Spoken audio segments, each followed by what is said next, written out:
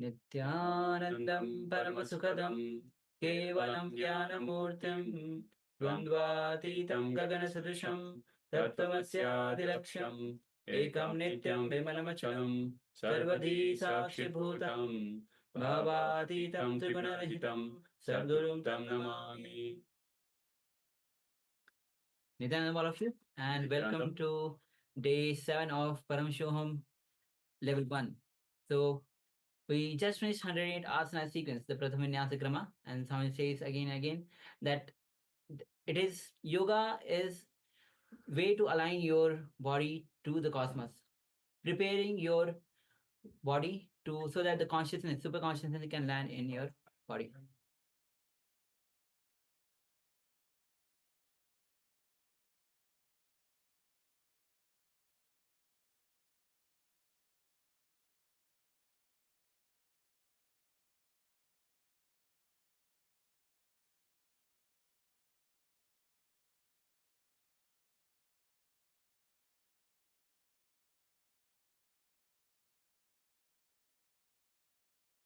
Yes, sorry for the technical glitch. And with this intense 108 asana sequence, let us share your experience of yoga. Any breakthrough that you had through yoga, or how the yoga itself you are experiencing in your life. Did you have any powerful clicks? Do you have any powerful shift in your inner space? Take a moment and let us share. Meanwhile, also get ready for the power manifestation. You can have the blindfold ready with you, piece of cloth with you.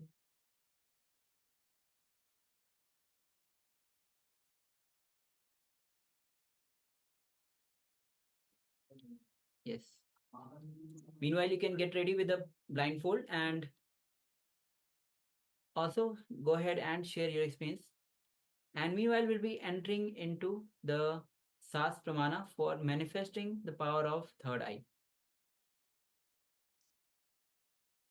So SAS Pramana for manifesting the powers of third eye goes as Kapala antarmano yasya tishthanmilitalochanaha kramena manaso dharyat lakshaye lakshamuttamam.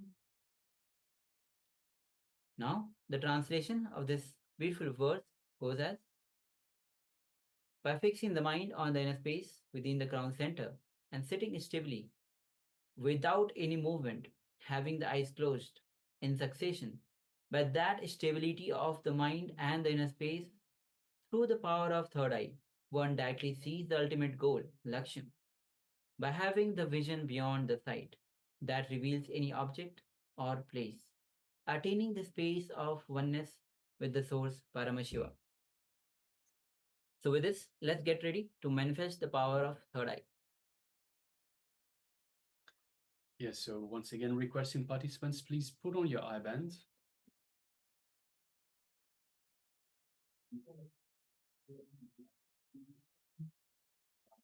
So as usual, the first power manifestation after the yoga is the power of the third eye vision, for which we request eye bands or some cloth, some kind of eye covering, such that you cannot see through this eye covering. All right, so let us now sit comfortably with our head, neck, and spine in a straight line. Let us just take a couple of deep breaths in and out. Just breathe in and breathe out.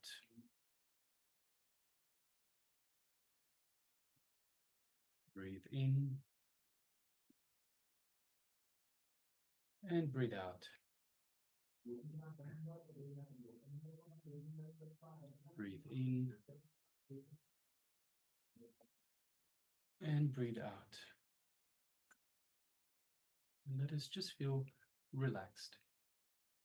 And from this relaxed feeling, let us start unclutching from every thought, every emotion, every worry, every fear. Let's just unclutch from everything, both inside and outside. This is just our time with Swamiji, connecting to Swamiji.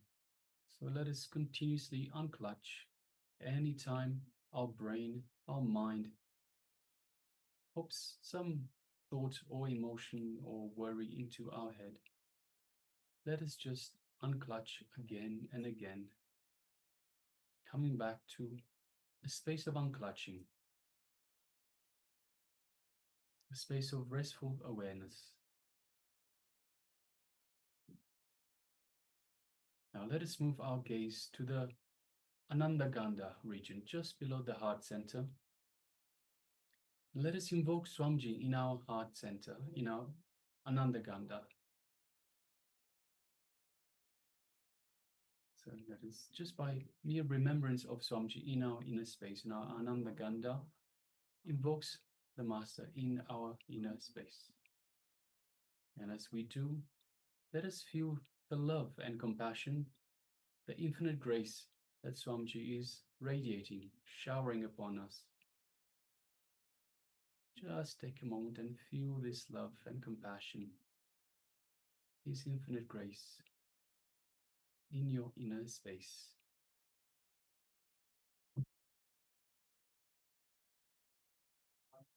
Feel the space of oneness with Swamiji, the Supreme Pontiff of Hinduism.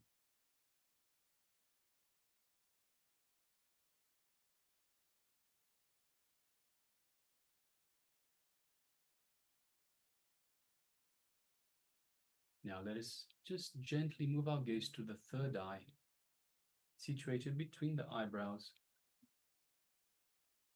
And through our third eye, let us look into Swamiji's third eye. So visualize you are looking into Swamiji's third eye.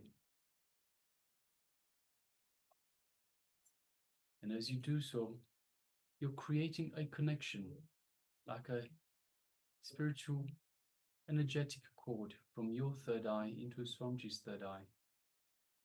So just take a moment and feel this connection. Feel the energy build up in your third eye, as your third eye is awakened, energized.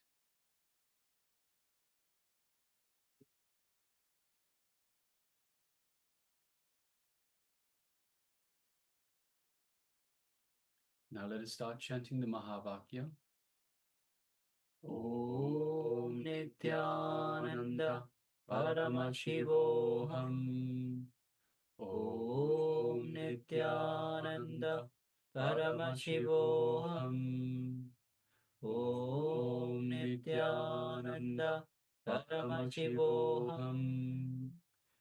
Continue chanting the Mahavakya, the cosmic code word that Swamiji has given us to connect to him. And from this space of oneness, from this space of feeling connection with Swamiji, let us manifest this power of the third eye vision, seeing the image through your third eye. The image is being projected for you now. Let us begin. Om Nityananda Paramashivoham.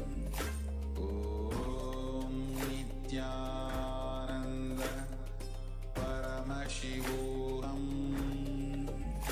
Om Nityananda Paramashivoham. Om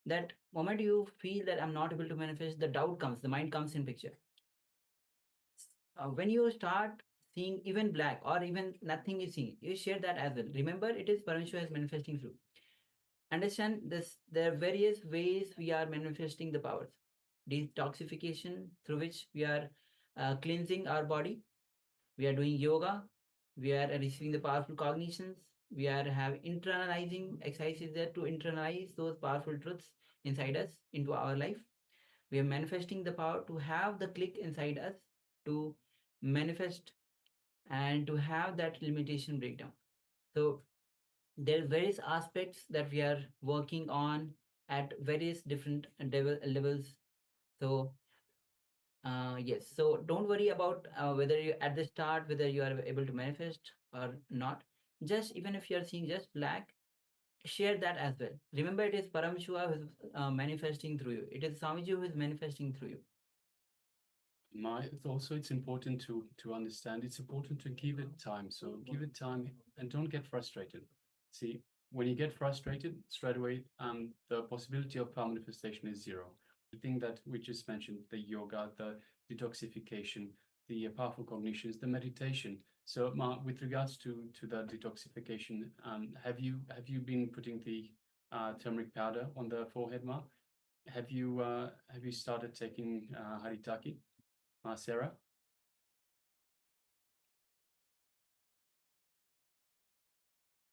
See, without actually doing the work, you can't expect for the power manifestation to just manifest itself. So you have to do the work as well. So you have to do the detoxification. You have to take part in the yoga. You have to also do the meditation. So yesterday we also gave you a powerful meditation to practice. So please make sure that you do these. So the turmeric paste on your forehead, have haritaki for detox as well every night.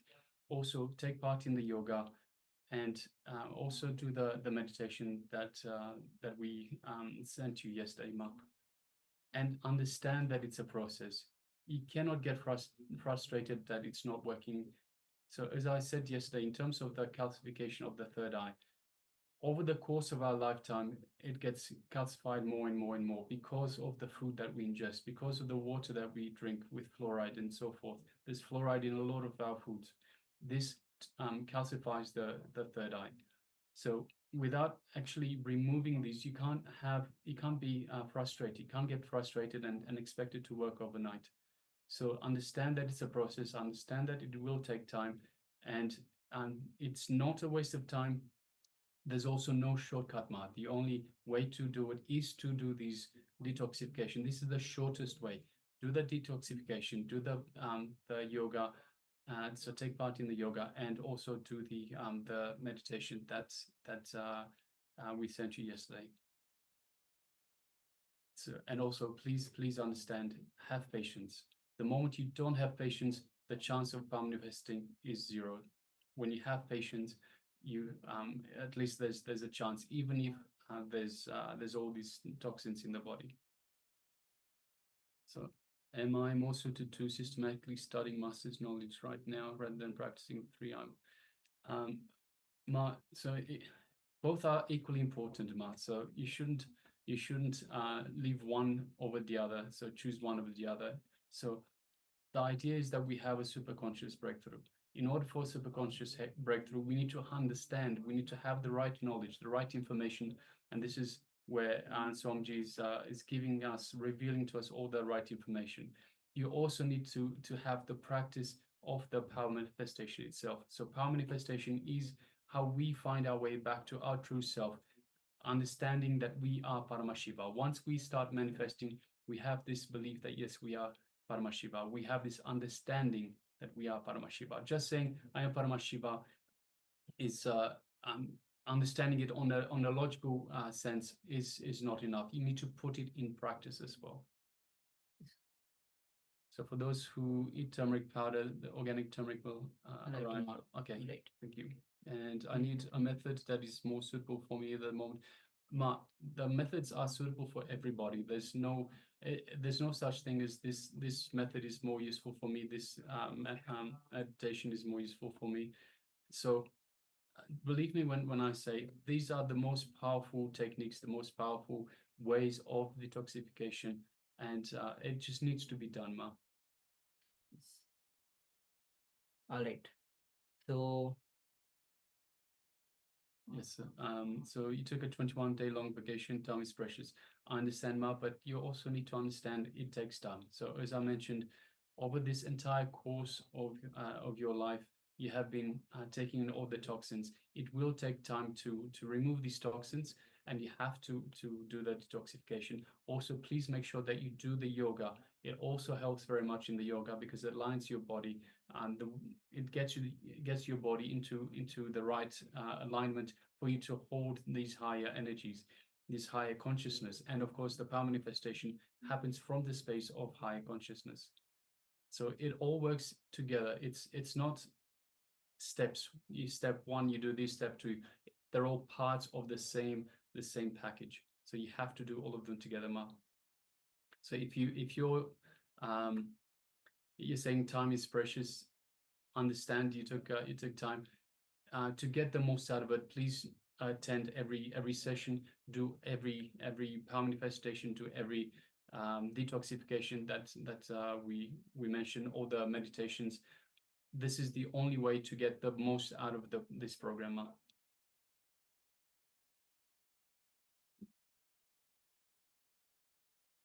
All right, so let's just first of all welcome. We have Mahajadachakya. Welcome, Ma. Ma. Yes. And all right, we have few sharings from the power manifestation. Clause A says, I saw water. Yes, thank you for sharing, Aya. All right. Yes. All right. So we have one sharing. So we'll be moving to the verification. Let's project the image. Yes. So as you can see, we definitely have water. We have a couple of ducks on the water. We have perhaps a sunset. We can see some clouds in the background, some trees in the background as well, and some water plants just here and there, and two beautiful ducks. Yes. So Klaus, congratulations, well done. There is a lot of water. You're spot on. And also Ma Anupama has joined us. Yes, welcome. Ma. Nityananda Ma, welcome. All right. So with this, let's move to the second round of this power manifestation. So again, take a moment and cover your eyes with the blindfold. Make sure that light doesn't fall on your two eyes as we are manifesting the power of third eye. Third eye is the seat of willpower. When it is awakened, you can manifest anything you want.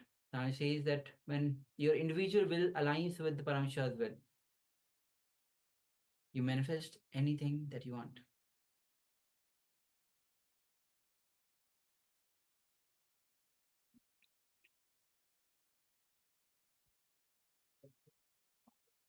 So now,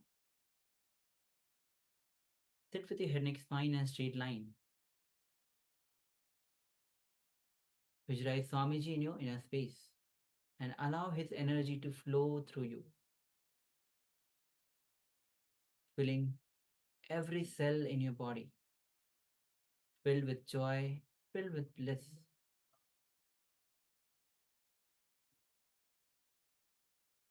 Now gently bring your awareness to the third eye.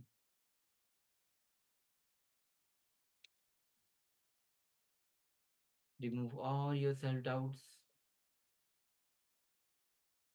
Unclutch from all the identities that you carry. Unclutch from any incompletions that you have. Unclutch from any worries that you have. Unclutch from any fear that you have.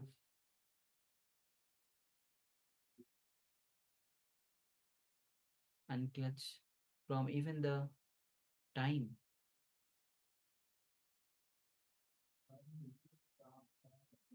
Unclutch from even your gender. Go on unclutching